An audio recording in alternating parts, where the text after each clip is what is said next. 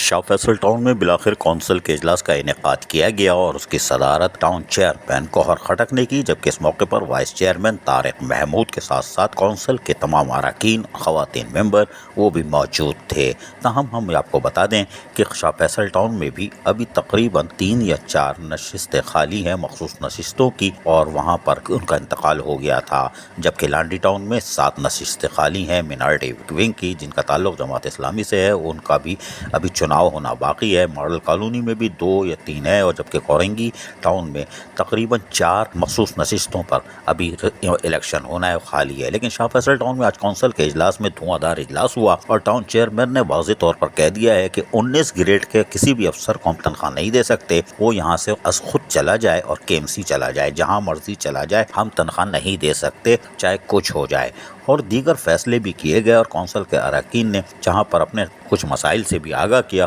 وہیں ٹاؤن کو چلانے کے لیے بھی حکمت عملی تیار کر لی گئی ہے کہ یقینی طور پر ٹاؤن کونسل کا پہلا اجلاس بڑا دھواں دھار ہوا ہے، کیونکہ اس اجلاس کے بعد یقینی طور پر جب اختیارات کی منتقلی ہوگی تو بڑے پنڈورا باکس کھلیں گے۔ اب یہ کون سے کھلیں گے، یہ تو ٹاؤن چیئرمین کے عزائم بتا رہے ہیں کہ وہ طے کر چکے ہیں کہ جو پیسہ آئے گا وہ عوام کی طرف لوٹایا جائے گا، کیونکہ ان کی ٹیکسوں کی کمائی ہے، وہ ہیکی پیکی پہ یا ادھر ادھر نہیں خرچ کر سکتے، لہٰذا دال فرائی کے لیے افسران تیار ہو جائیں۔ ریکوری ہدف ان کا مخصوص اور بالکل ترجیح بنیادوں پر ٹارگٹ ہے، اور ریٹائر ملازمین بھی ان کا ترجیح رکھی گئی ہے، لیکن ریکوری کے اہداف کو یہ کسی صورت برداشت نہیں کریں گے، اس لیے کہ ٹاؤن رانی یعنی چلے گا اسی طرح، اور جو لوگوں نے ان کو منتخب کیا ہے وہ اس کو لوٹائیں گے عوام کی طرف اور اس مینڈیٹ کو۔ لیکن یقینی طور پر شاہ فیصل ٹاؤن کا اجلاس آج انتہائی خطرناک تھا، اور جس کے اہم فیصلے کیے گئے۔ تو ہم اس موقع پر ٹاؤن چیئرمین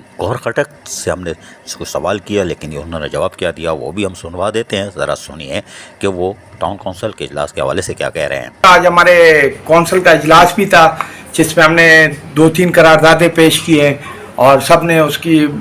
تائید کر دی، اور سب نے اس کو اپروول بھی کر دیا ہے کہ ایک تو ہم شاہ فیصل ٹاؤن میں 19 گریڈ کا کوئی بھی افسر جس کی سیلری ہمیں دینی پڑے گی، وہ ہمارے لیے قابل قبول نہیں ہے، اور اس کے علاوہ جو دوسرے ڈسٹرکٹ سے ملازمین آئیں گے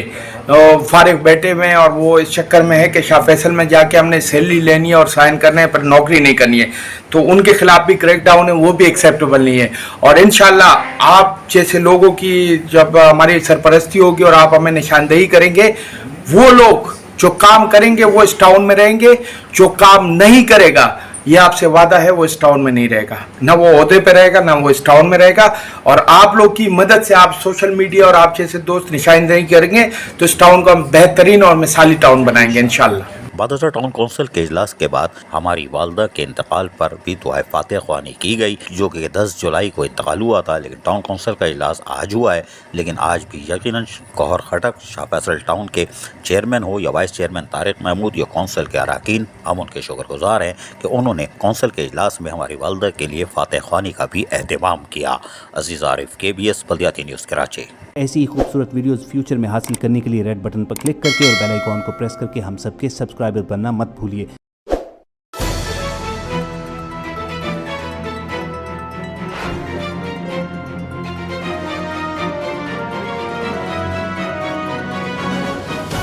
KBS بلدیاتی نیوز۔